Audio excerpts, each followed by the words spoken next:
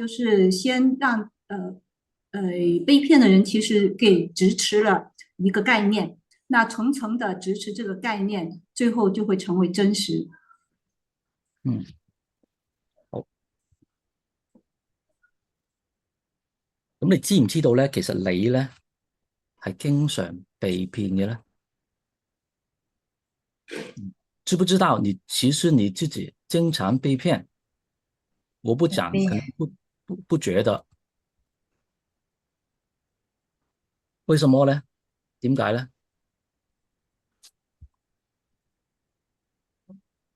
因為咧，你其實咧經常執持名言概念。頭先講咗啦，執持名言概念，你咧就會俾人呃咗。咁咧，支持你其實咧，名言概念就會被騙了。嗯，因為你經常執持名言概念咧，所以咧，其實咧你係經常被騙，而你係唔知道嘅。因為你是支持了一個名言概念，所以你經常被騙，其實你自己是不自知的。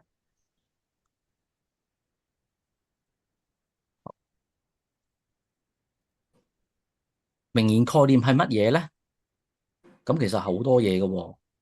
嗱，有營銷啦、廣告啦、口號啦、宣傳啦、標準啦等等。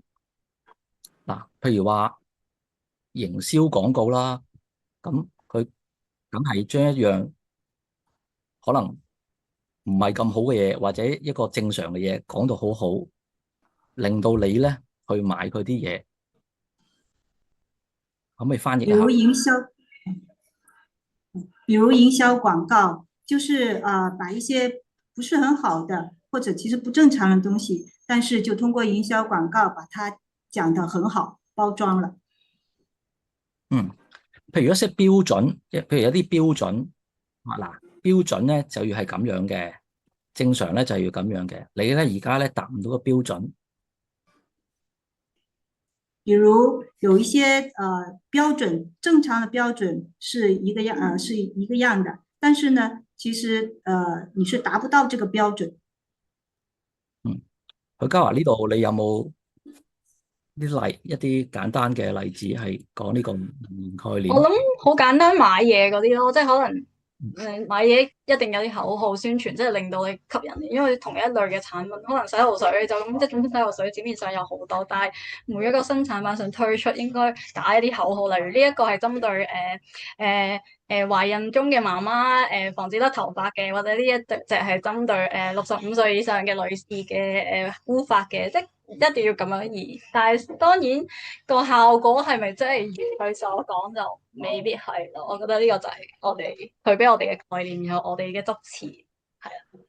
咁你有冇俾佢呃到買呢啲洗頭水啊？咁一定有啦，一定要試下。即係因為可能佢宣傳得實在太勁啦，佢哇想像下話我買咗呢個洗頭水用完之後，頭髮又靚又黑咁樣。李芳，麻煩你簡單翻譯一下。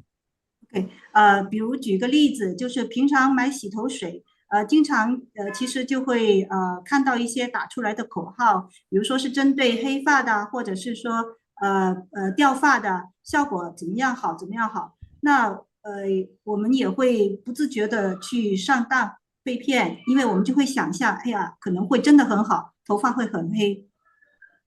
嗯，其實好多呢啲嘢咧，其實佢都係同一個洗頭水，同一個成分，可能佢加咗少少嘢，其實基本上99個成分都係一樣。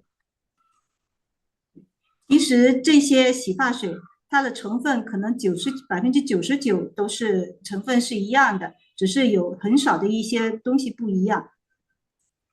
我哋再睇另外一個例子。嗱，喺大陸咧，而家有個車咧就賣得好風行，咁咧就係小米嘅蘇七汽車。咁咧佢好多營銷，好多好多，我都輯錄唔晒。咁啊，簡單講一句，佢話速度係一種信仰，0至100米咧只係加速只要2.7秒。希望大家坐喺呢個蘇七入邊咧，轟動踏板嗰刻，踩油門嗰刻咧，能夠感受到靈魂嘅共振。咁速度係一種信仰，又感受靈魂共振。其實如果佢唔講，我就咁我呢個車幾好喎，我買翻嚟。其實呢啲嘢係咪即係點講啊？呢啲嘢就係名言概念，係佢建立出嚟嘅。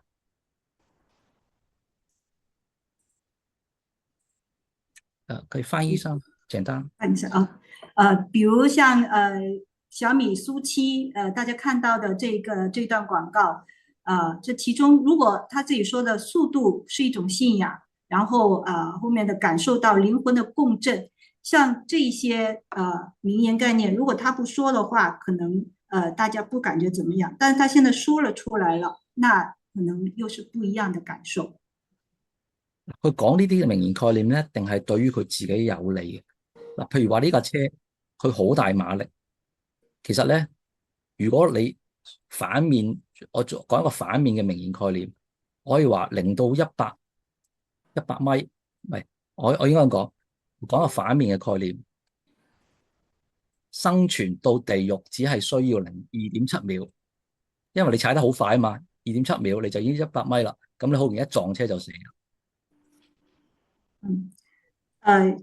對，他這裡建立的這個名言概念，比如現在舉一個反面的概念，他這裡說速度是一種靈魂的共振，但是反過來說，也可以說生存與地獄之間的差距是0.1秒，這也是一個概念。係啦，如果我係一個反對我一個競爭對手，我咧可能會建立一個咁嘅概念。咁不過啦，小米車係好好嘅，我都用小米電話嗰啲，我又唔係話即係話佢唔好。不過小米的東西也是挺好的，師兄也在用小米的電話，沒有說它不好。我冇話佢唔好，我只不過講呢個乜嘢係名言概念，什麼是名言概念？我舉個例，好啦，真係。咁名言概念係真定係假嘅咧？那名言概念是真的還是假的呢？嗱，有一個好出名嘅成語叫做望梅止渴。咁咧，大家都知道噶啦。我諗個將軍帶啲士兵去打仗，咁啊冇水，咁佢話前邊咧就係梅林嚟噶啦。你哋行多可能半個鐘，你就會喺一個梅林咧就好多梅食噶啦。翻譯一下簡單。這一個簡單的一個例子，望梅止渴，它也是一個騙案。那當時就說軍隊的人說，大家繼續往前走，前面就是一個梅林啦，大家就去到就可以解渴了。所以其實咧，呢個將軍阿曹操咧，佢建立咗一個概念，個概念就係咧，前邊10公里就有呢個梅林。這個將軍他其實就是建立了一個概念，這個概念就是前面10公里有一個梅林。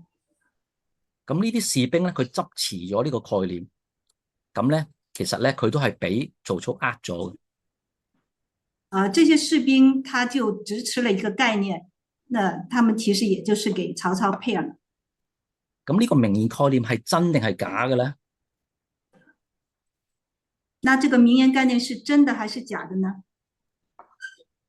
大家覺得點樣咧？可唔可以打一打咧？又喺嗰個，大家可以把自己的想法打在聊天室。Anus，你覺得呢個名言概念係真定係假嘅咧？我覺得佢係起到作用，喺嗰啲士兵心目中係真嘅咯。但係喺曹操心目中，佢應該知道呢一個概念係假，但係佢係用嚟幫助佢嘅士兵去達到呢個止渴嘅效果，係啦，所以有呢個效果就似乎係真咗。好啊，好啊，咁啊嚟嗱，我哋睇睇有冇真嘅名言概念啦。嗱，我咧就有陣時候教小朋友咧就話咧。都類似講類似嘅嘢噶。我話我識個大學教授好出名啊，佢點樣點樣麼？佢話咧只係考進呢間大學咧，你先至出人頭地成功乜乜乜。咁咧就大學咧淨係收成績最好嘅學生，所以你要努力讀書。其實呢個同我最開頭講，我係警察，你個戶口有呢個非法活動，其實係同樣嘅套路，可唔可以翻譯一下咧？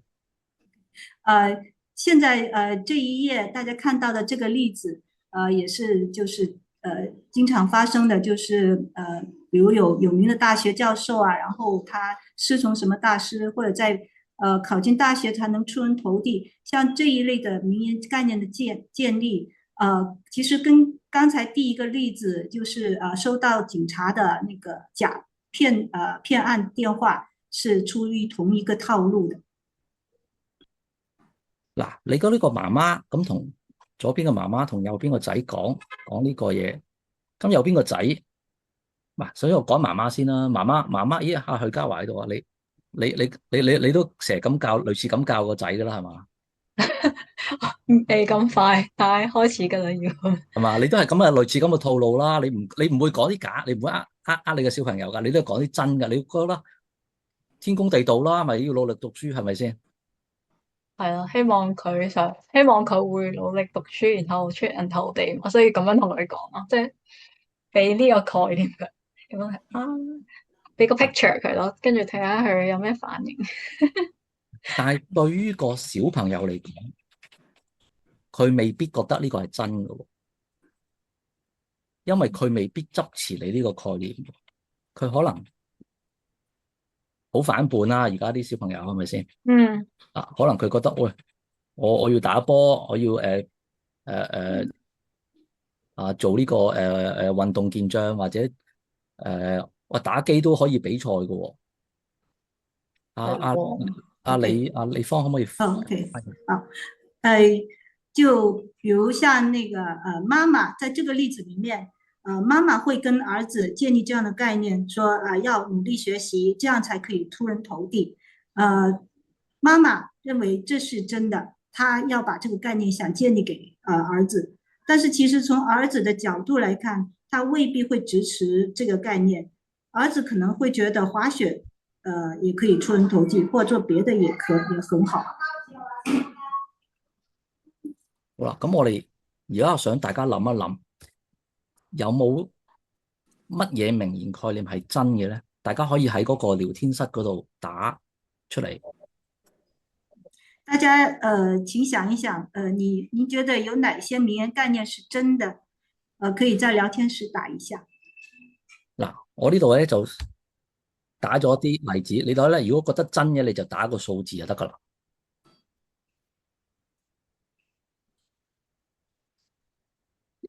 要是你覺得是真的話，我這裡有9個例子。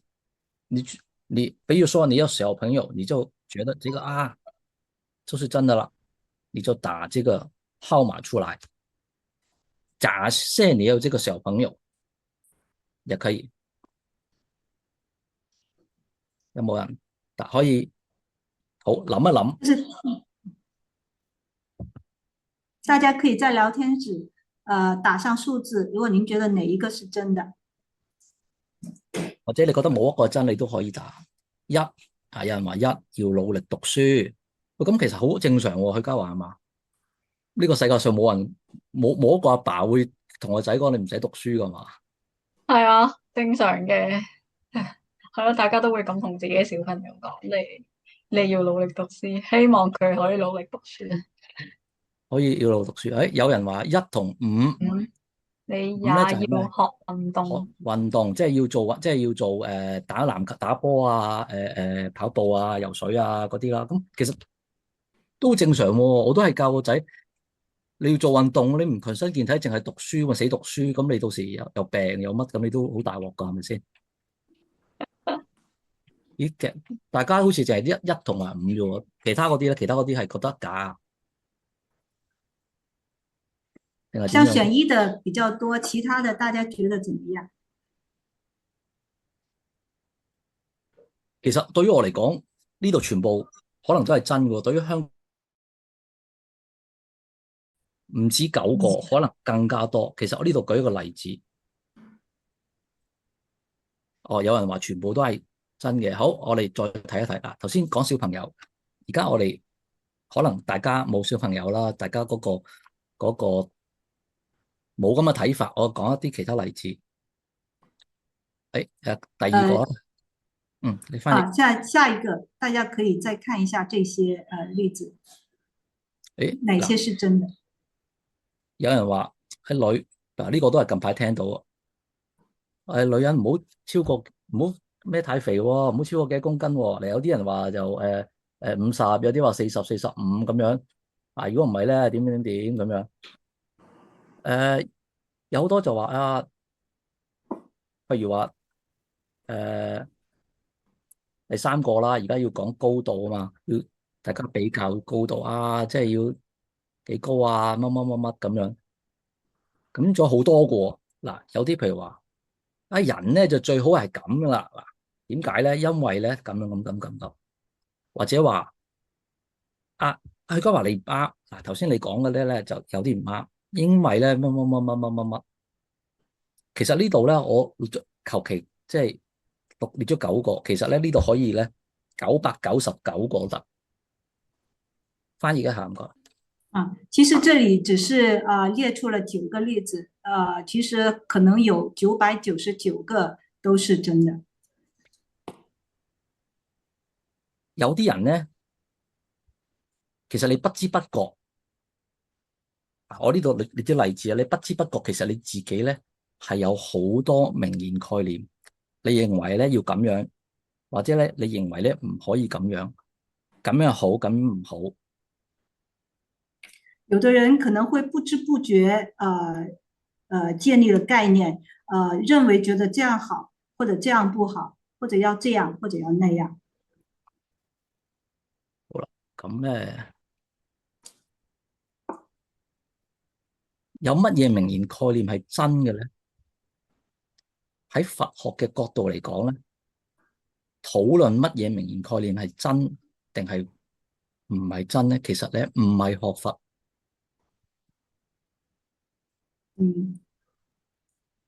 其實討論什麼名言概念是真的或者不是真的這不是學佛。我哋有好多世間嘅運作咧，都係講緊邊一個啱，邊一個唔啱，或者邊個好，邊個唔好咁樣嘅生活咧就會好啲，咁樣嘅生活咧又唔係咁好喎。我們很多世間的運作，其實一直在看，在說哪個對，哪個不對，哪個好，哪個不好，哪個生活是好的，哪種生活是不好的。如果咧喺呢個咁嘅名言概念嗰度咧糾纏喺呢度咧，其實咧就唔係學佛，因為咧喺學佛嚟講咧，其實冇一個實有嘅名言概念啊，就好似頭先曹操同嗰個士兵講一個梅林，呢個梅林咧係佢諗出嚟嘅。如果一直在講這些名言概念，其實它不是學佛，因為其實這些都沒有一個實有的東西。比如剛才的望梅止渴裏面，那個梅林其實可能是不存在的。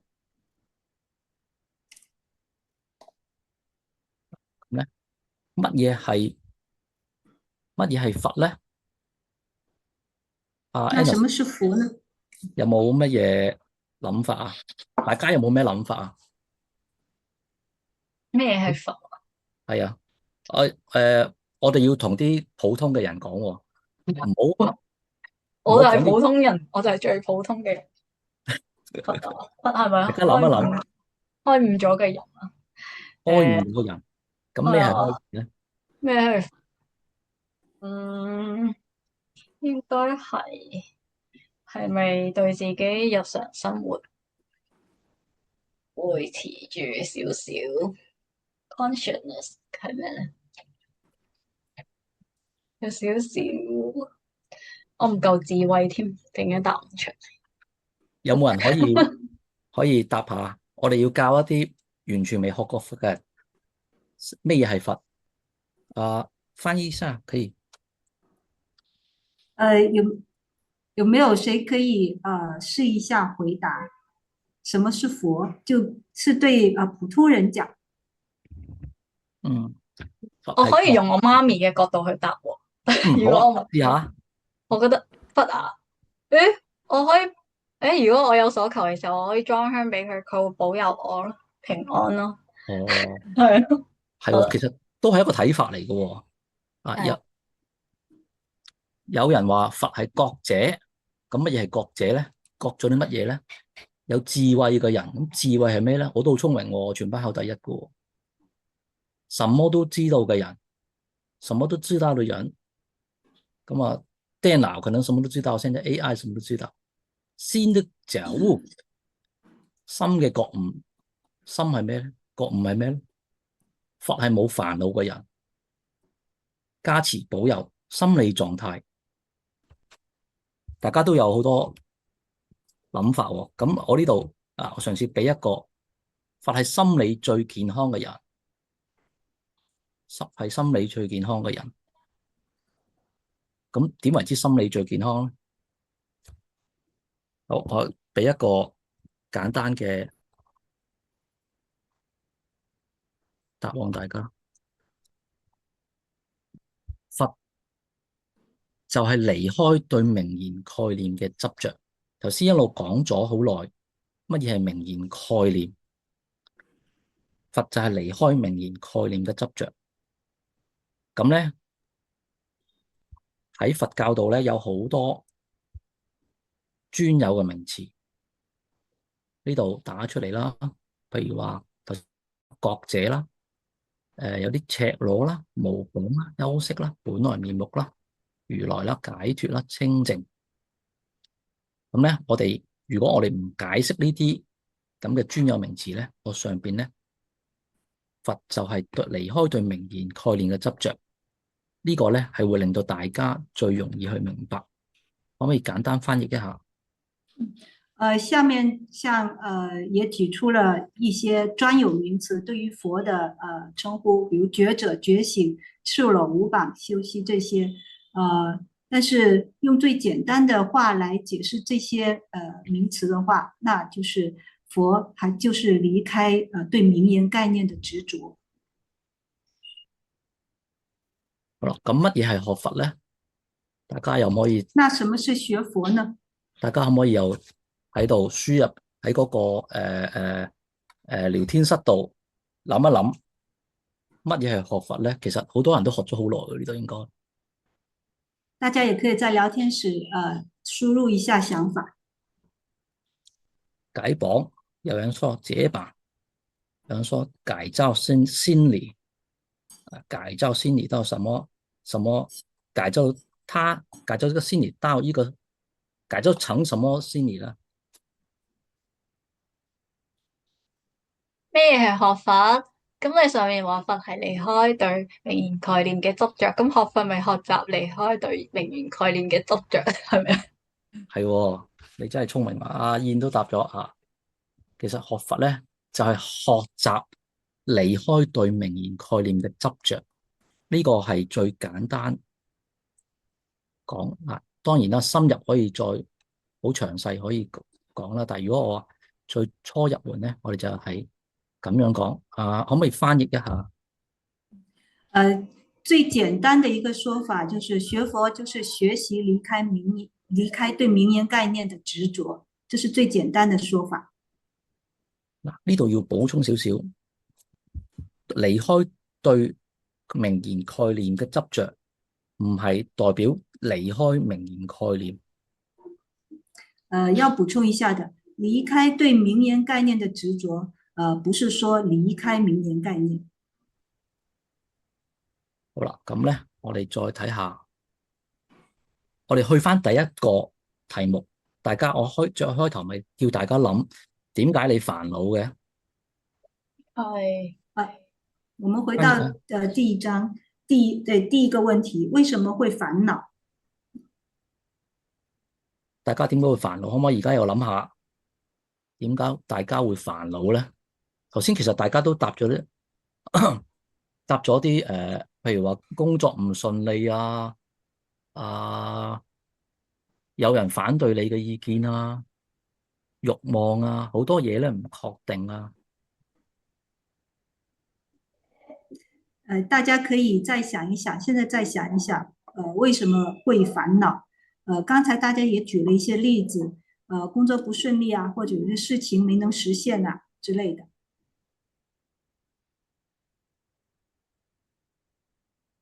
有冇人諗到有啲乜嘢想法咧？嗱，你見到呢個小和尚，左邊呢個小和尚咧，個頭咧其實有個雲喺度，入邊咧有堆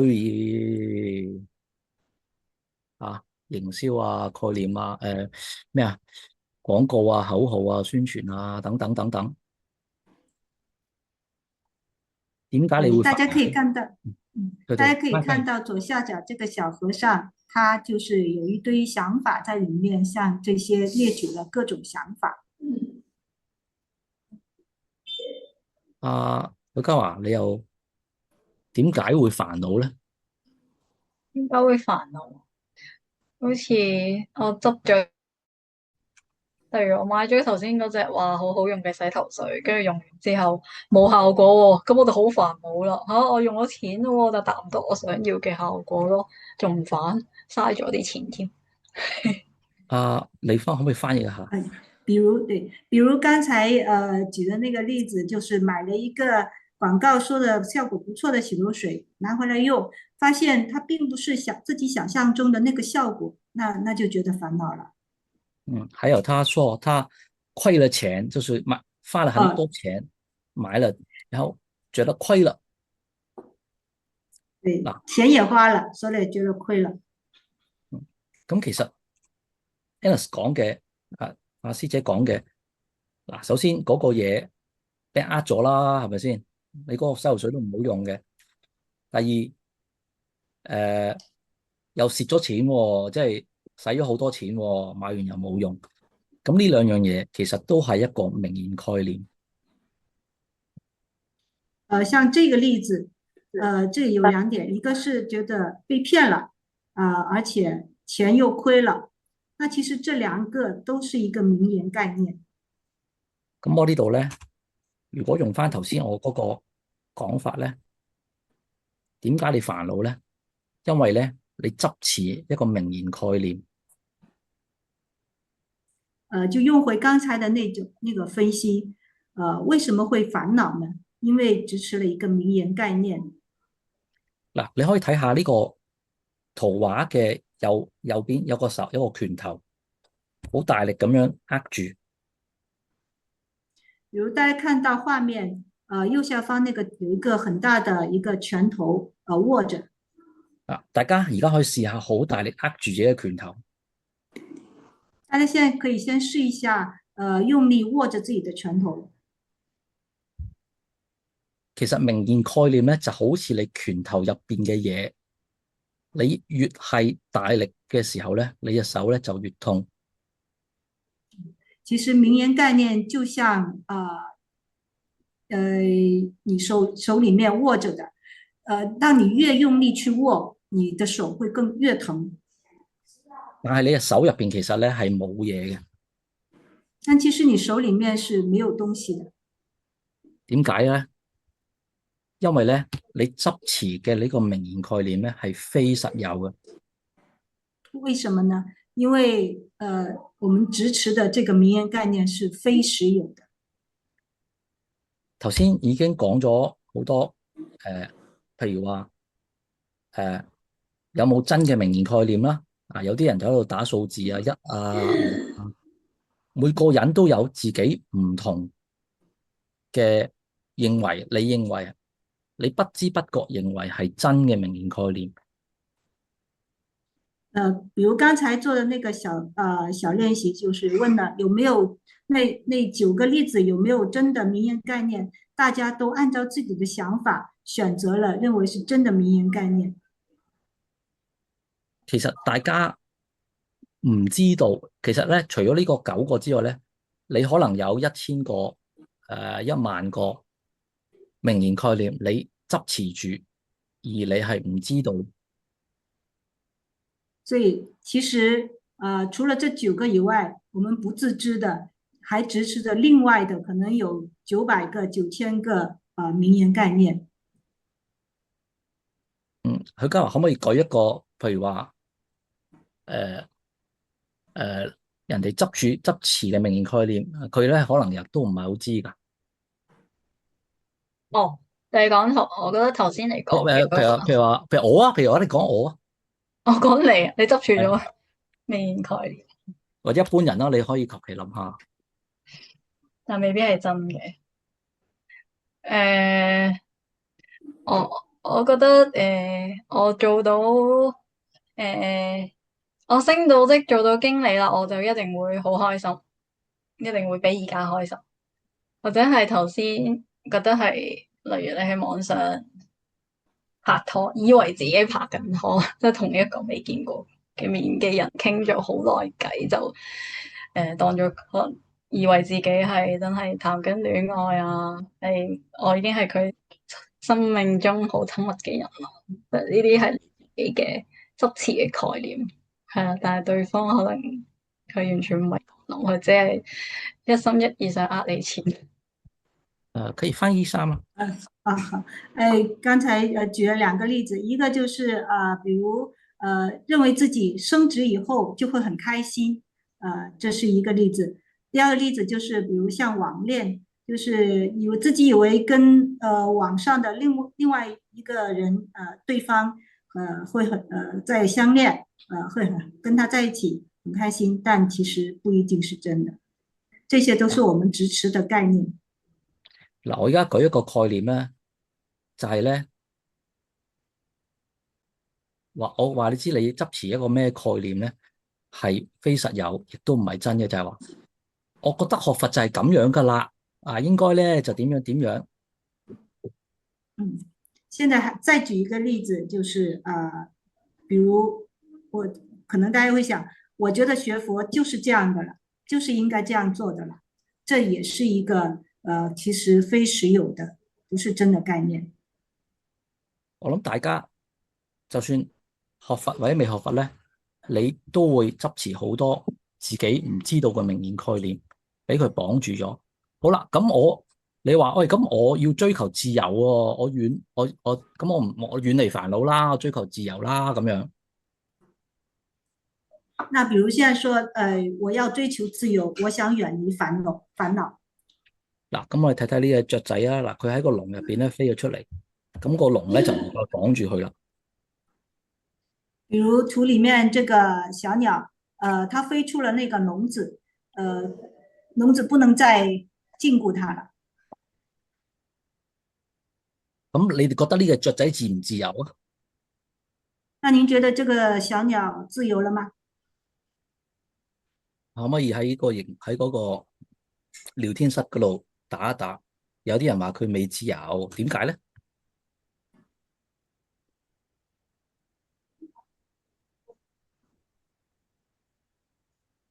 要揾嘢食，唔係咁佢自由揾嘢食。佢喺個籠入邊同出邊都要自由，都要食嘢噶啦。咁佢好自由喎，可以食乜都得喎。喺籠入邊淨係食可能人俾佢食嘅嘢喎。有啲人話自由咯。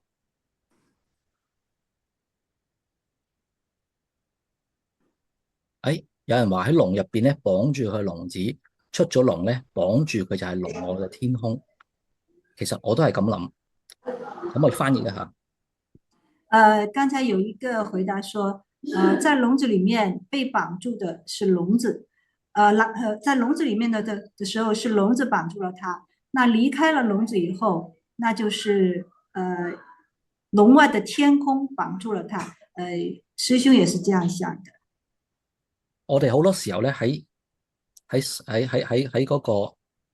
個世界咧，我哋就會比較將一個可能係你當係細嘅自由同大嘅自由，只用啲比較好同唔好去定義乜嘢係煩惱，乜嘢係自由。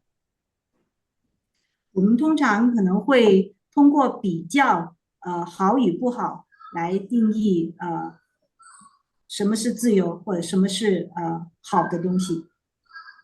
大小啊，好壞啊，好壞啊，順利不順利啊，這些東西。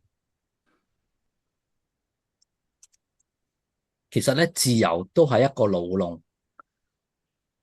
其實自由本身也是一個牢籠。嗱，我哋再舉一個例子啊。而家網上咧就好流行講一句嘢啊，我都係上網學嘅，叫財富自由。比如現在網上很流行一句話，就是財富自由。財富自由，佢嘅意思即係話咧，你咧達到經濟達到某一個程度，你咧可以滿足你任何嘅需求、任何慾望，即係你做乜都得啦。你有錢到。財富自由其實就是也是說是經濟到了某個程度，令到你可以想幹什麼都行，就是這樣。咁我又喺網上又係做呢個資料搜集啦，揾到呢個圖片喎。佢咧呢個自由兩個字咧，中間咧有個錢字喺度。然後在網上也可以搜到一些其他的，在自由前面還有一些錢字。呢個圖畫喺右邊呢個圖案咧，佢咧係一個自由，咁咧佢中間咧兩個錢嘅符號喺入邊。右面這個圖呢，自由兩個字中間是有個錢的符號。嗱，佢外邊咧仲有個欄杆咧攔住佢嘅。外面還有個欄杆攔住它。其實財富自由乜嘢咧？即係話咧，假設你係財富自由咧，其實咧你當然你係可以自由去買乜嘢、做乜嘢、去邊度，但係其實咧你係俾你嘅錢綁住咗。所謂的自由，表面上看是可以自由的去買什麼東西或者去哪裡幹什麼，但其實自由本身也是給錢綁住了。應該話你俾錢呢個概念綁住咗。確切的說就是被錢這個概念綁住。我又係網上揾到有個何小鵬，佢係做車嘅。佢話原來財富自由不過是換個牢籠。比如何小鵬說，原來財富自由不過是換一個牢籠。因為錢同埋應該咁講，財富自由呢一個係一個名言概念，所以咧佢可以綁住你。因為說財富自由這一句，它就是一個概念，它可以綁住你。你執持呢個概念咧，你就俾佢綁住啦。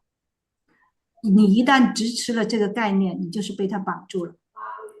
咁我哋仲有好多乜自由，乜自由，旅行、旅遊自由、流連自由。譬如流連自由啊，啲人嚟內地嘅朋友嚟到香港，因為香港嘅榴蓮咧好平啊，咁佢哇榴蓮自由啦，即係咧好平啊嘛，食乜榴蓮都得啦，食幾多都得啦。榴蓮自由，比如榴蓮自由，意思就是說，像內地的朋友去到香港，發現香港的榴蓮很便宜，所以就可以隨便吃了，這就是榴蓮自由。咁有奶茶自由啊，乜乜自由，好多自由。咁咧，頭先講咗啦，自住。還有就其他各種各樣的自由，那其實自由它本身就是一個名言概念，把你綁住。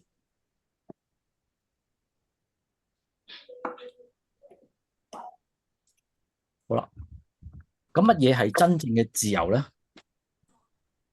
什麼是真正的自由呢？喺學佛嘅角度嚟講咧，我咧就創建咗一個名詞，按頭先咁講咧，就係概念自由。從佛學的角度來說，就在師兄創建了一個名詞，叫做概念自由。大家覺得概念自由係乜嘢咧？可以喺會議室嗰度，喺聊天室嗰度打。大家覺得概念自由是什麼呢？可以在聊天室打一下。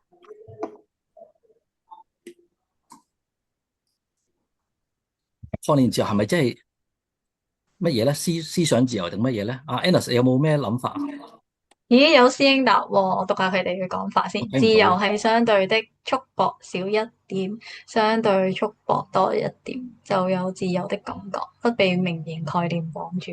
概念自由，如果我自己嘅諗法就係拎得起放不低，即係要用嘅時候就用，唔用嘅時候就掉咗佢咯。希係咯，望咁樣就可大家以自由啲，係冇不停咁攞住佢。可唔可以翻譯一下師姐的啊？想法就是，師姐的想法就是拿得起放得下，就是不會被他真的是羈絆。喺嗱嗰個評論區咧，有人話咧，誒，我講誒，我簡單講一講啦。喂，睇唔到嗱，唔俾名概念綁住啦，唔係非得咁樣，也可以咁樣，也可以我咁樣，心無掛礙，自由咧就可以咧說不，咩概念都唔係概念，用概念而不執着概念，不住在名言概念，不執着概念自由。過一會我就忘記了嗱，咁啊，大家諗啲嘢都係好好啊，我覺得係啊，我自己諗唔到咁多嘢啊，乜嘢係概念大自由呢？家想的都很好。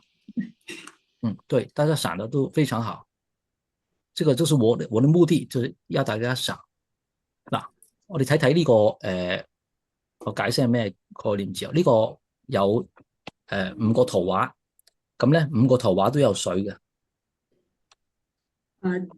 這裡有5個圖畫，5個圖畫裡面都有水。有啲咧佢喺啲大嘅玻璃樽入邊，有啲咧佢喺細嘅玻璃樽入邊，有啲咧佢喺好名貴嘅玻璃樽玻璃杯入邊，有啲佢喺好平好 cheap 嘅玻璃杯嗰度。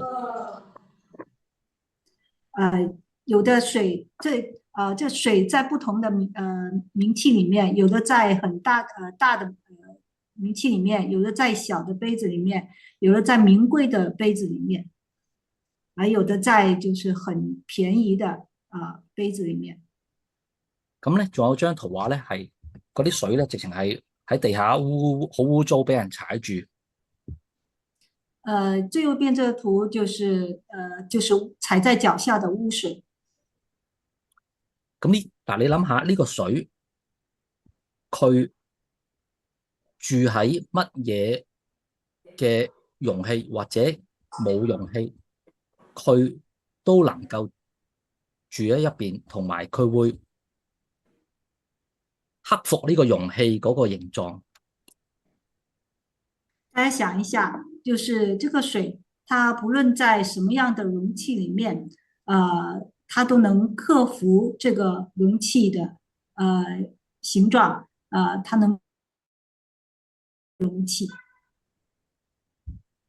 呢個容器，我哋就代表咗外邊嘅世界，外邊嘅名言概念。這個容器就代表了外面的名言名言概念，世間的名言概念。係啦，咁咧嗱，譬如話舉個例啊，你間屋大啲，間屋細啲，你好名貴嘅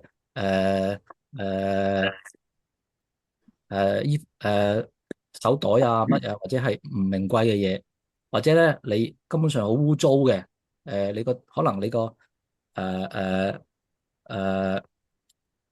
嗰個你住個環境好污糟嘅，好多譬如話假設你係黑社會咁先算。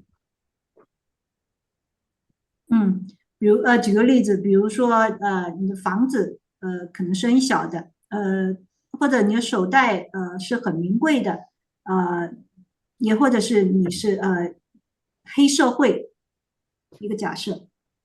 就係話你譬如話最右邊嗰個圖啦，你係喺個污水度，可能咧你出嚟，你可能你生出嚟，你屋企咧就係咁樣噶啦，就係一個可能係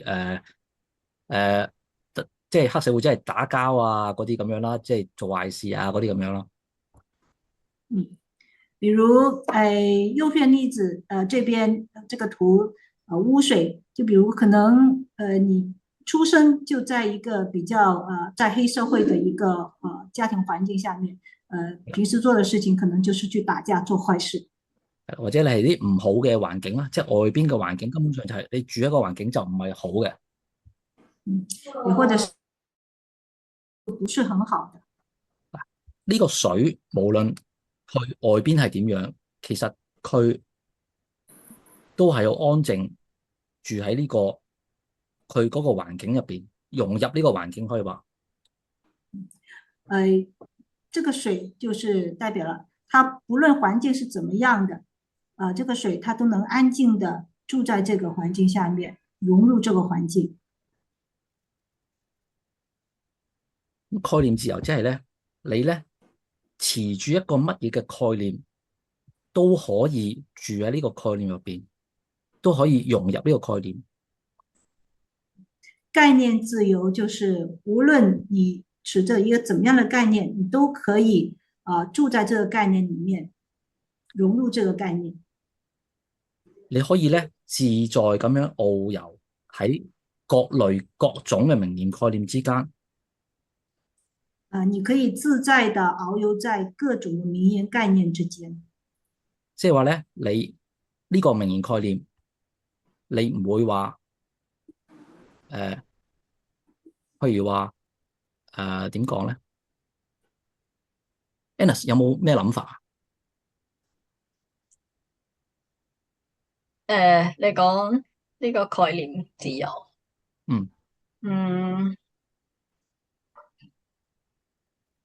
我覺得頭先各位參加者佢哋打出嚟嘅佢哋嘅意見或者佢哋嘅諗法，其實都好類似咯。但係因為我覺得喺日常生活中咧，又好難用概念咁去生活咯。但係即係我哋要靠呢樣嘢去生活，但係同時都要學習點樣去靈活或者有彈性啲去睇一啲事。但係我諗人即係自己嘅盲點，有時候就係會唔知道自己已經執着咗，可能係啦，呢個係概念自由或者係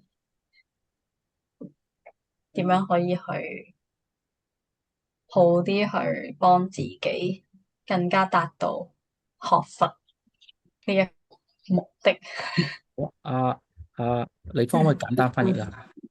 試一下，就是我們生活在這個世間，都要通過一些名言概念來生活，要運用它。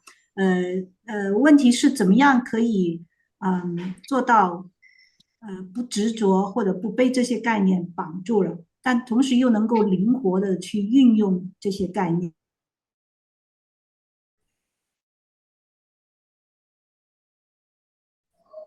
好，咁我哋謝謝。差不多可以啦，即係可以啦。我哋睇個視頻啊。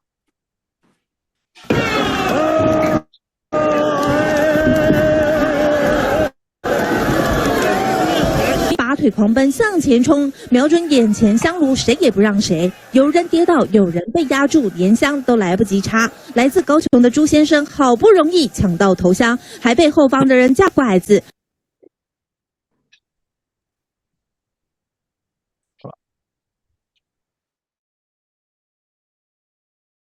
係講嘅學佛。那我們現在講一下我們這一派講的學佛。不，什麼不是我派所說的學佛？就是第一個，佢咧可能有一啲宗教，佢嘅目的係令你執着名言，或者佢換一個方式令你以為自由，但其實咧都係令你執住一個名言概念，或者咧佢嘅做法令你一生喺名言概念世界打滾。有些宗教它表面上是說給你一個什麼樣的自由，但實際上它還是令你執着入了另外一個名言概念，然後甚至讓你一生都在名言概念裡面打滾。佢未必係一個宗教，可能係一個學說，或者咧世間有好多誒誒誒誒，未必一定係一個宗教，可能要你學呢樣嘢，學嗰樣嘢。它也不一定是宗教，比如可能是一個學術，可能是一個講法，就讓你要學這些學一些東西。好啦，咁我哋講咗咁耐，我哋講一講乜嘢係離開對名言概念嘅執着。說了這麼久，那我們要講一下，什麼叫做離開對名言概念的執着。嗱，我哋等紅綠燈啦，喺香港咁啊，好熱噶嘛，等紅綠燈又要等好耐。比如在香港，我們等紅綠燈，經常就很熱，要等很久。咁我哋等紅綠燈嗰陣時候，梗係唔係好開心噶啦。好啦，咁咧，我哋咧綠燈又過馬路嘅喎，綠燈過馬路，咁梗係開心啲啦，係咪先？有得行啦嘛，係咪先？比如我們等就不是很開心的，然後綠燈的時候過馬路，那當然就是比較開心的。咁我哋過完馬路，你會開心定唔開心？那過完馬路，就會開心了。唔係過完馬路，你哋會開心定唔開心啊？那過完馬路以後，你會覺得開心還是不開心呢？大家又可以打喺嗰個聊天室度打一打。大家可以把想法打在聊天室。有人咧就覺得咧過完馬路咧開心，開心。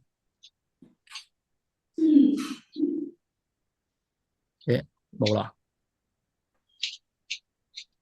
咁我問下啦，冇話開唔開心，有人冇話開唔開心，有人話冇車係直接行嘅，都唔會等。有人話開心，Anna 覺得開心啊嘛？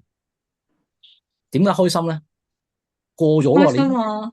你已經過咗條馬路啦嘛。係啊，因為可能我嘅目的係想行去對面啊嘛，咁我覺得好似近咗咯，離我嘅目的係啦。哦，係喎，我覺得好啱喎咁樣。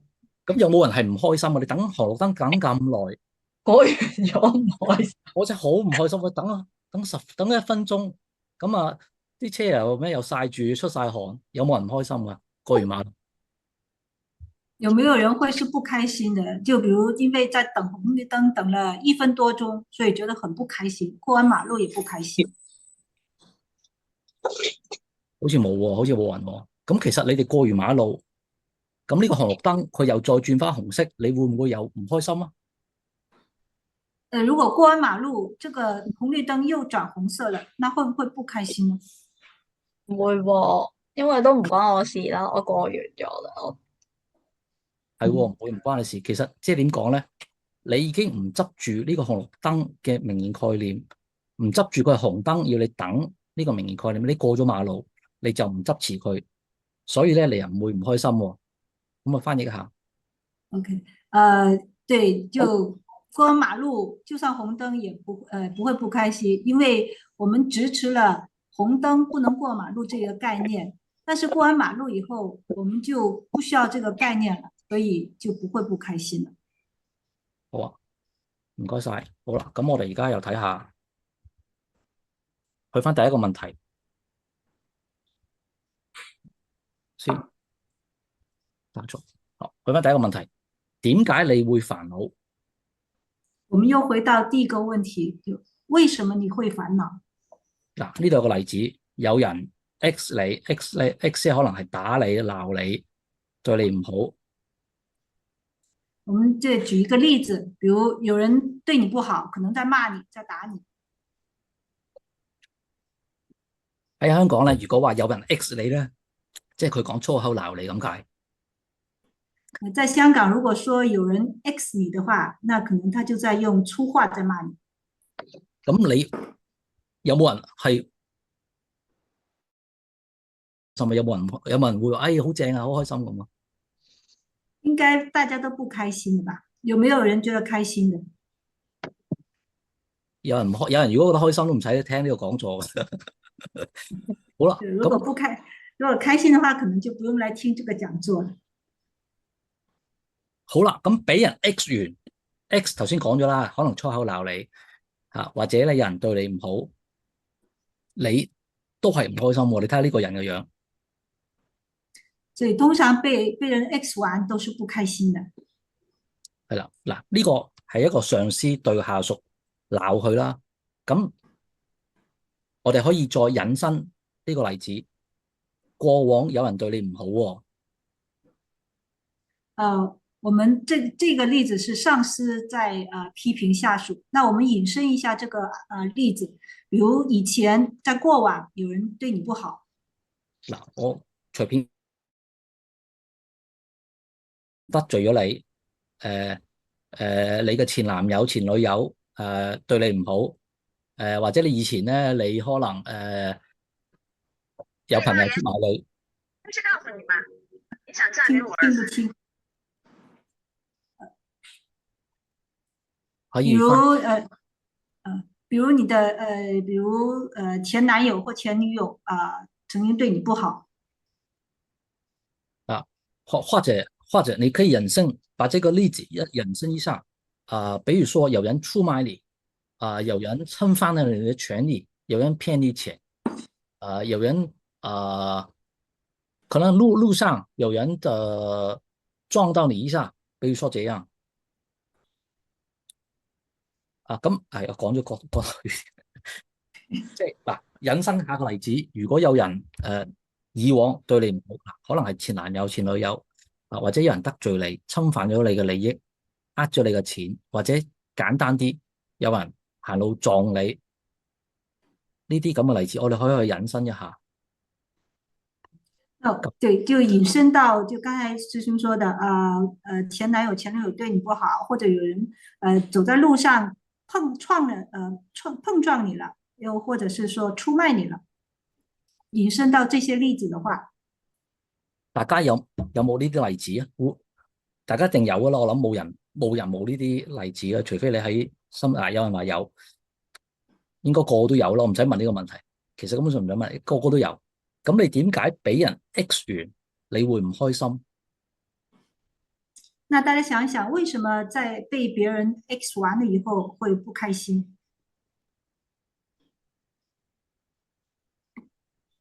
嗱，諗一諗，被侵犯權益係啦，被侵犯權益。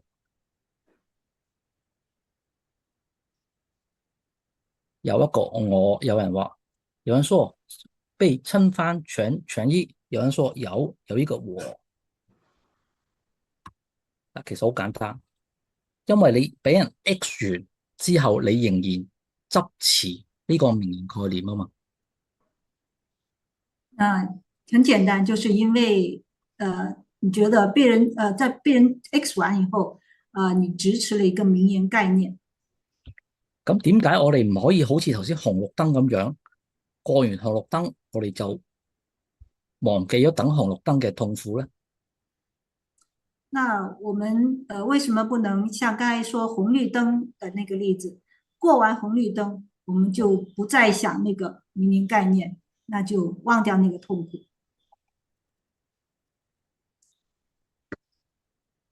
即係其實簡單講就係咧，大家唔能夠做到離開對名言概念嘅執。這就是因為大家不能夠離開對名言概念的執着。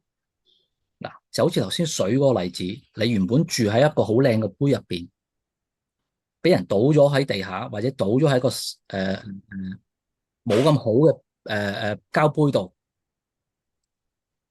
咁你比如剛才那個水的例子，就是在一個很漂亮的杯子裏面的水給倒了，或者倒到了一個很難看的一個塑料杯裏面。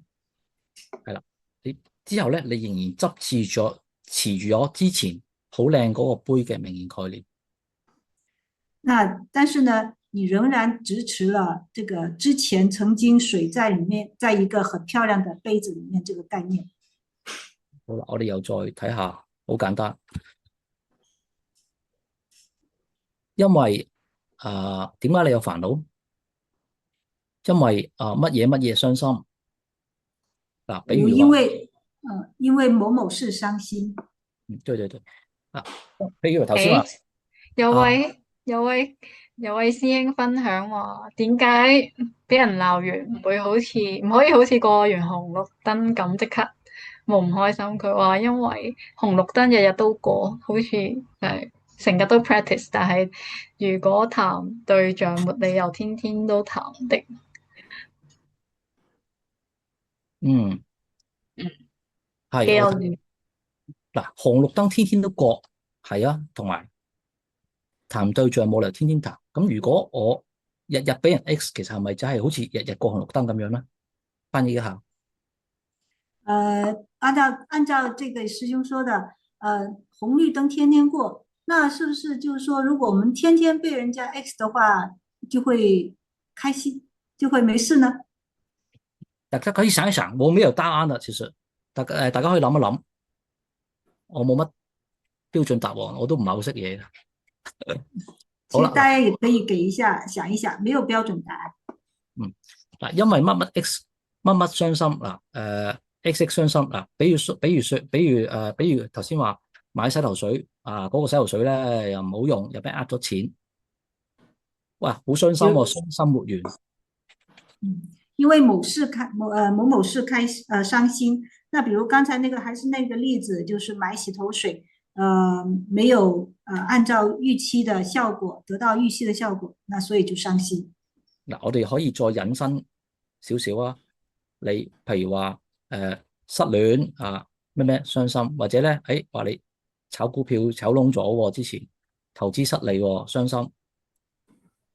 我們也可以引申一下，比如說因為失戀而傷心，或者因為股票虧了傷心，或者你有啲意外令到咧你咧受傷或者你咧有一個譬如生病咁假設，又或者是生病了，或者是意外受傷了。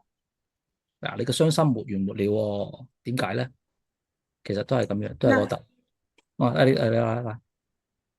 那就傷心就沒完沒了了。那為什麼呢？大家可以想一想。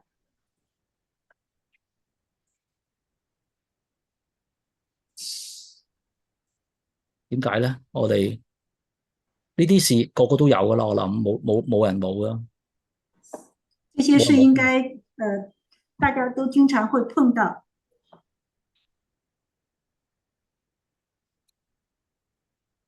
其實咧都好簡單，因為咧你仍然執持住咗呢個傷心呢個名言概念。這個也很簡單，因為支持了傷心這一個名言概念。因為你執住咗呢個事情，你咧仍然執住咗呢個過咗去啦。你得可能有啲人咧係幾十年前有名言概念，比如有的事情已經過去了，或者甚至過去幾十年了，這件事情的這個名言概念。好啦，咁我哋又睇睇，點解你煩惱咧？因為乜嘢成功咗之前？還有為什麼煩惱呢？那是因為之前曾經什麼事情成功了。有啲咩好嘅嘢啦，咁你好開心啦。嗱，呢個人咧就中咗彩票，可能中咗幾百萬，咁咧哇好開心啊佢而家。比如這個圖片裏的人，他曾經可能中了幾百萬的那個彩票，所以很開心。咁咧成功呢件有啲好嘅嘢啦，成功咗之後咧，佢咧一路都好開心啊。那這個好的事情發生以後，他就會很開心。咁其實咧呢個係咪一個煩惱咧？那這是不是一個煩惱呢？大家有冇乜諗法？大家有沒有什麼想法？歡迎大家將自己嘅諗法打出嚟喺我哋個聊天室入面。大家可以在聊天室打一下。有一位師兄話不是煩惱，希望保持成功。說得很好。係，仲有冇咧？佢話係煩惱啊，佢嘅期望得到滿足，會陷入到虛空的，所以話嗱，咁大家我即係其實想大家諗一諗嘅啫，因為喺學佛嘅角度咧，你咧執持一個概念，你執持一個名言概念咧，喺學佛嘅角度咧，就係一個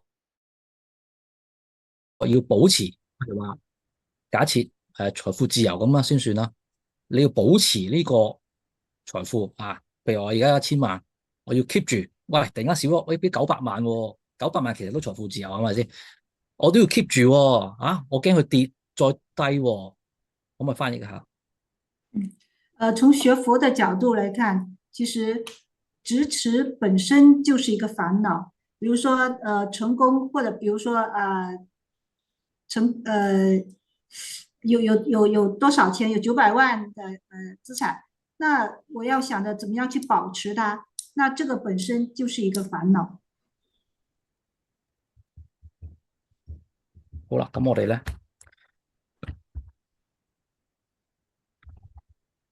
去翻之前啦，呢個我次序錯咗。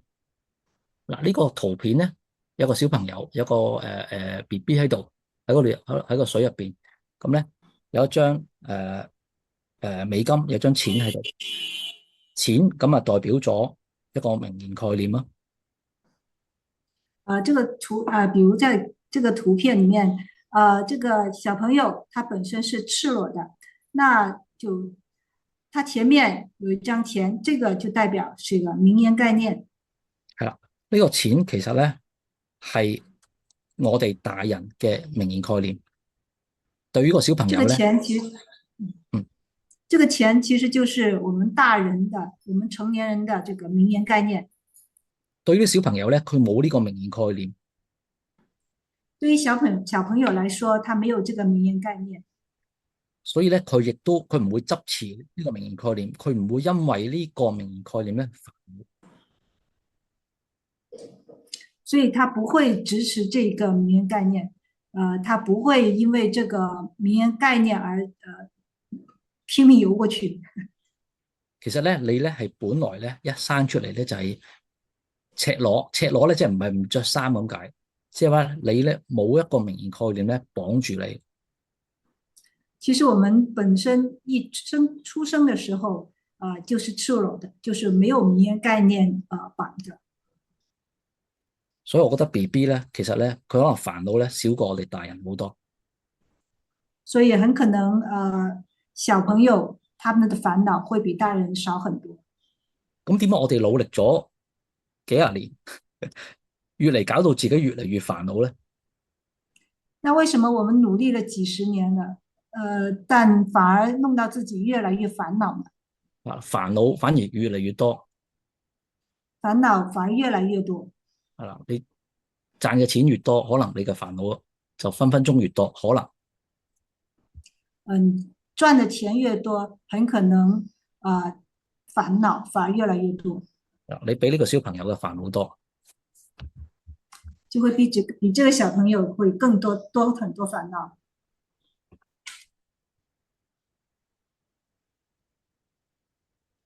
點解你唔知道自己經常執持名言概念呢？為什麼你會不知道自己經常執持了名言概念呢？有一次咧，我就同一個小朋友咧去捉棋。有一次，我跟一個小朋友在下象棋。咁呢個象棋好大啦，你見到。咁咧呢個小朋友咧就坐喺一個棋子嗰度咧去捉呢個象棋喎。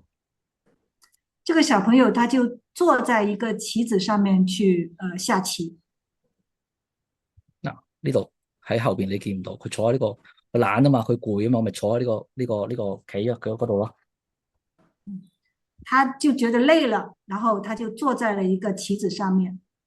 咁佢望住前邊，嗱，你諗下，如果你係呢個小朋友，你望住前邊去諗呢啲棋，你係永遠諗唔到自己坐住嗰隻棋嘅。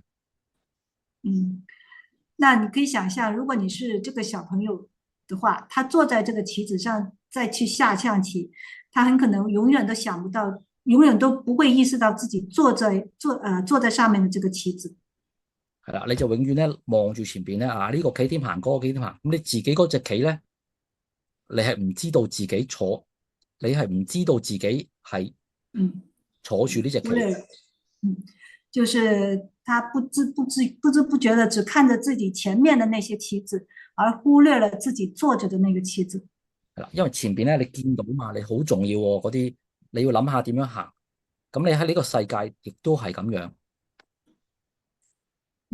在這個世界也是這樣，總是關注前面自己看見的那些東西。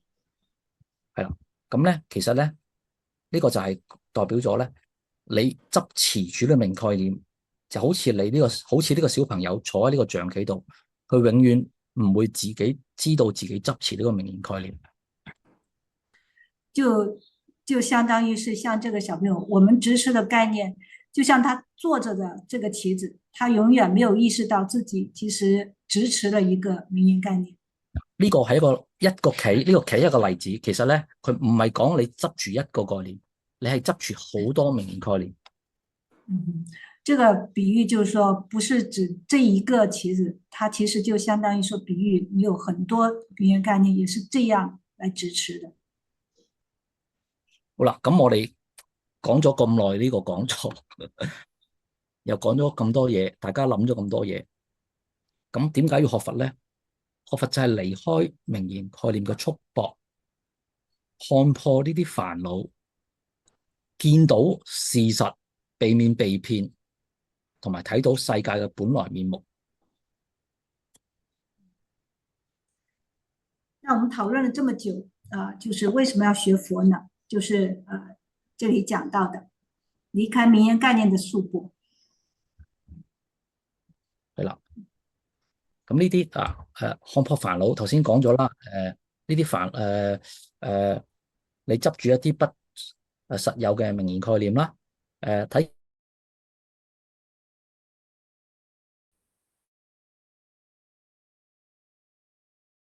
講到了一些抓住了一些非實有的煩惱啦，然後避免被騙，即係騙案啦。你如果見到個事實，你就會被騙啦。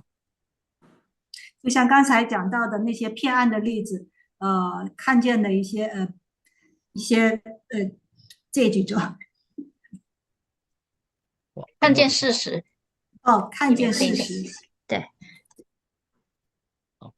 咁我哋咧再睇下咧，嗱，最後尾用多幾分鐘講一講少少呢個世界嘅本來面目，呢句係咩？點解咧？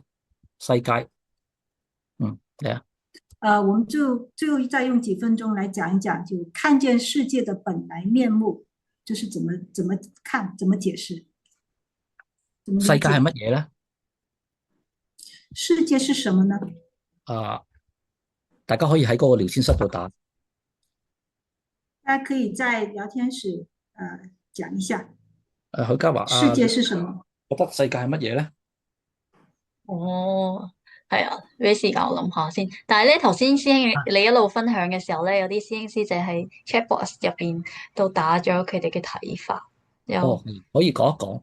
係啦，佢話頭先你話有點解會有煩惱啊？有一個師兄侯剛就話現實狀況低於自己嘅期待值。跟住下一位師姐就話煩惱好似係自己不斷以心轉境嚟，越諗越煩惱。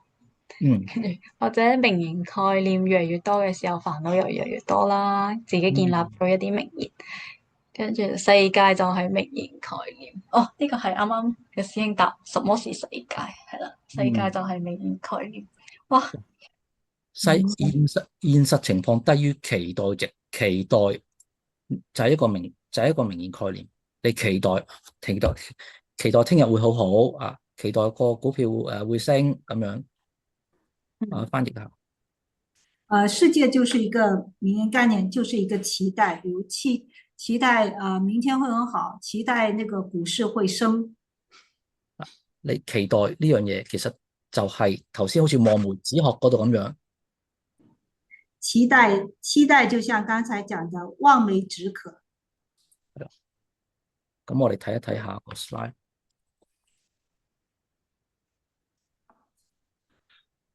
睇睇呢度有個片，冇聲音嘅呢個片。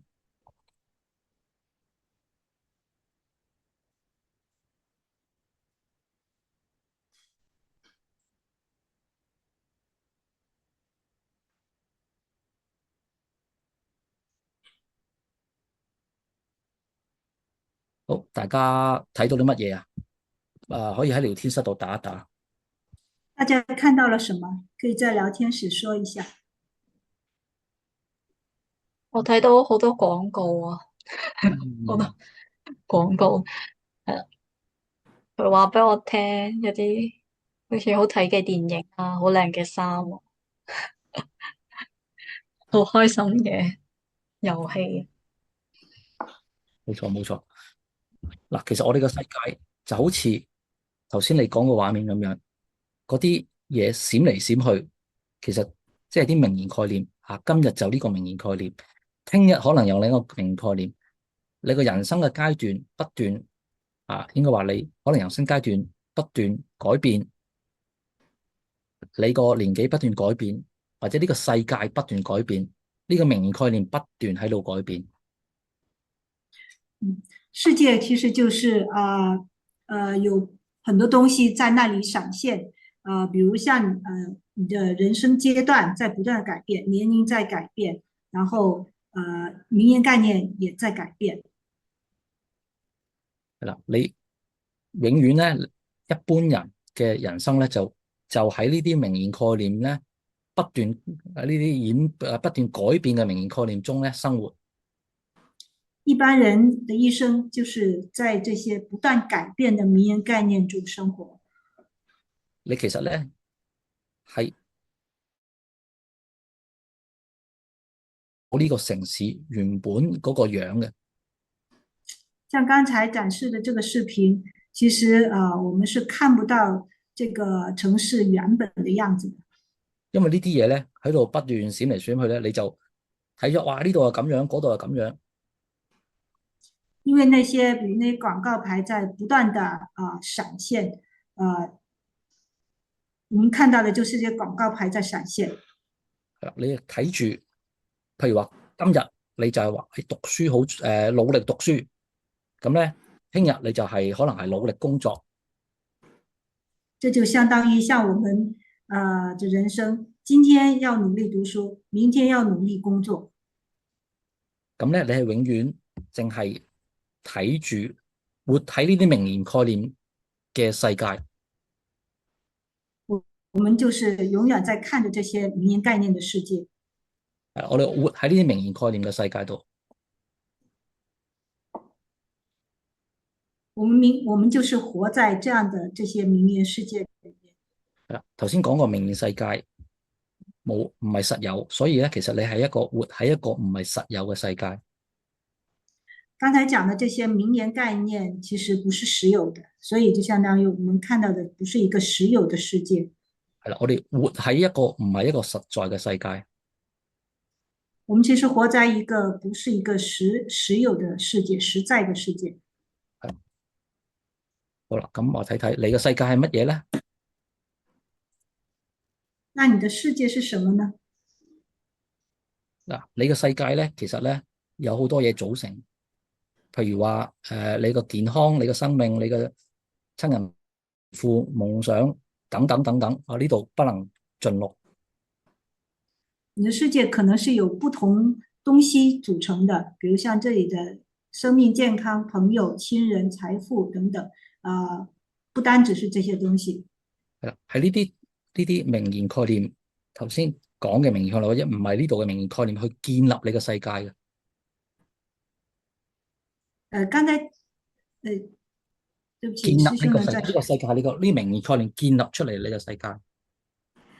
我們的世界就是這些名言概念建立出來的這個世界。係啦，咁呢啲名言概念咧係唔堅穩嘅。這些名言概念是不堅穩的。頭先講過佢啲冇真嘅名言概念啦，咁咧解釋下點解名言概念係唔堅穩。剛才講過了，沒有真實的名言概念。那現在解釋什麼是不堅穩的名言概念？嗱，最底生命咁隨時有非洲橫禍啊，隨時有好多人會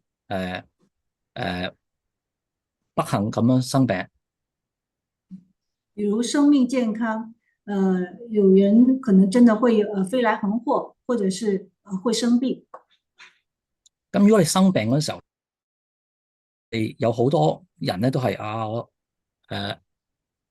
逐個講埋其他先啦。譬如財富呢啲，咁當然啦，你隨時會失去啦。譬如頭先有人例子俾人呃咗6000萬咁樣，咁呢啲例子就講明財富呢啲都係唔堅穩啦。財富也是隨時可能會失去的，像剛才講的那些騙案，6000萬也可能被騙了，這也說明了這些名言概念是不堅穩的。親人朋友呢啲，咁人死係好自然嘅事啊，唔會佢哋會係永遠喺度噶。比如親人朋友這些，死亡是必然的事情，所以他們也不是永遠都在那裡的。所以咧，好多人咧，當佢失去咗下邊所講嘅嘢，譬如話健康財富、朋友親人呢啲，佢哋失去咗，佢哋世界唔堅穩咧，佢哋咧就會去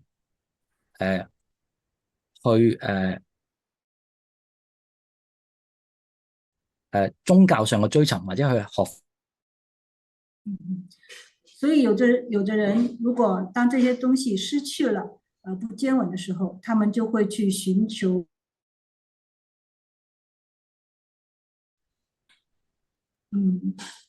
佢哋咧安穩，係安穩，即係要揾宗教或者揾另外一個咧名言概念咧去堅穩佢哋而家呢個世界。他們要尋求另外的一些名言概念去堅穩他的這個世界。係啦，如果佢冇咗下邊呢堆嘢咧，其實咧佢呢個世界就會倒塌噶。因為如果沒有了這堆下面這一堆東西，他的世界就會倒塌。係啦，嗱，咁我呢度咧好簡單咁樣講講呢個世界，同埋頭先講咗咧名言概念，即係世界啦。咁咧，我而家都望住你呢個電腦，我又聽到你講嘢，咁呢個世界又係點樣咧？我明明見到實有嘅。有的朋友可能會想，覺得我現在看的東西其實都很實有的，很實在的，比如我是看得到、摸得到、聽得到的呀。咁點解你睇到嘅世界係唔真實咧？那為什麼你看到的世界是不真實的呢？咁咧，我哋咧時間關係咧，我哋咧呢個咧就會下一節再講啦。時間關係，我們下一節再講。係啦，咁咧今日咧呢一節就講完啦。今天這一節講完啦。係啦，咁咧大家如果有問題咧，或者想Alice 有冇補充啊？哇，我覺得聽得好開心，因為不停咁喺度諗緊自己點樣諗呢啲概念啊，平時有啲咩煩惱啊，點解會咁啊？係咯，我覺得幾好，一個俾我自己一個時間去坐低，又靜下反思一下，再諗下究竟我對自己有啲咩影響，對自己身邊嘅人有咩影響，特別係希望對我嘅小朋友有正面嘅影響。唔好係啦，就係咁。多謝師兄嘅分享。我話係咁咧，嗱，頭先我講嘅嘢咧，未必真係完全幫到大家，所以咧第二講咧，我會預告下，我會點樣咧？第二講咧就會教你點樣心想事成，點樣升官發財。我會教你喬布斯，即係 Steve Jobs 啦，即係 Apple 嗰個創辦人啦，嘅度睇透呢個世界嘅本質，可唔可以簡單翻譯一下？第二节我们会讲就是教你如何心想事成、升官发财，还有乔布斯成功的一些秘密，你可以看到或者还有就是你看到这个世界的一些本質。係啦，幫緊你嘅，幫緊你㗎。不一定能幫得到，但是應該是很有幫助的。係啦，即係咧，我又建立咗個名言概念啦。哇，好勁啊！我建立了一個名言概念。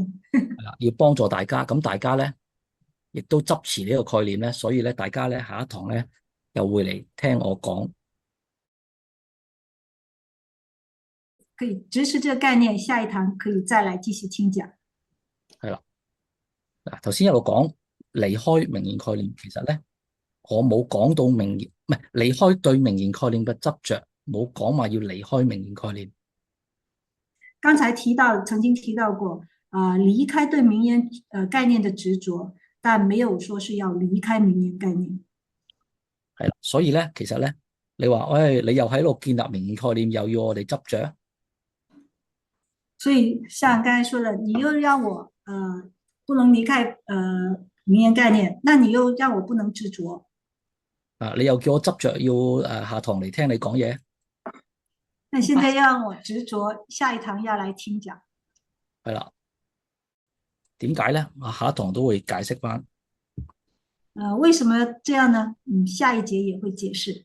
係啦，下一堂咧，我哋就係6月21號嘅星期六嘅晚上8點鐘。下一堂是6月21號，也是週六晚上8點。咁咧，同埋咧，再下一堂咧就係7月5號。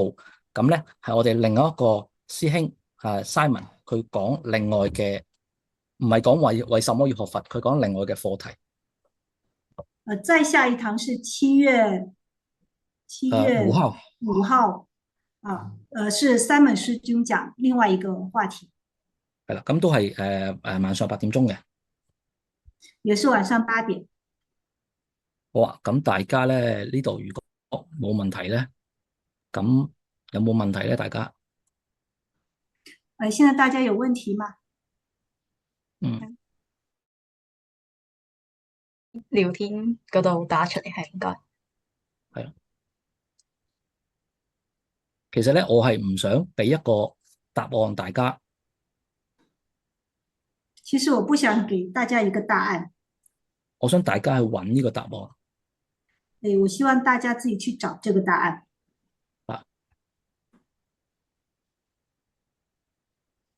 因為咧，大家每個人都有每個人嘅煩惱。因為每個人都有每個人的煩惱。你嘅煩惱係你執持嘅煩惱。你的煩惱是你執持的煩惱，唔係我執持你嘅煩惱。而不是我執持你的煩惱。係啦，所以咧，我係解決你嘅煩惱啊。所以我是不能幫助你，直接幫助你去解決這個煩惱的，你的煩惱的。大家可以咧翻去再諗一諗頭先嘅問題，頭先呢個課程反思一下，尤其是係初接觸佛教嘅。大家可以回去反思一下剛才課堂裡面談到的內容，尤其是剛剛接觸佛學的。好啦，咁咧今日真係到而家啦，我都口乾。那到現在到此為止啦。咦，有一個問題係，請問名言概念是怎麼來的呢？呢個好問題啊！這個是好問題，這是一個很好的問題。係啊，名言概念係點樣嚟嘅咧？我哋今日時間關係咧，其實我唔知，我真係唔識啊！時間關係都冇時間喺度講，所以咧下一堂會解釋。所以下一堂會解釋這個問題，這是一個好問題。會帶大家去揾呢個問題嘅答案。會帶大家去找這個問題嘅答案。係啦，好，咁就仲有冇嘢？冇嘢。好，咁我哋好，謝謝師兄師姐。好，就咁好。好啦，好，再見各位，拜拜。多謝大家今晚嘅參與，下個星期見啦，拜今日拜。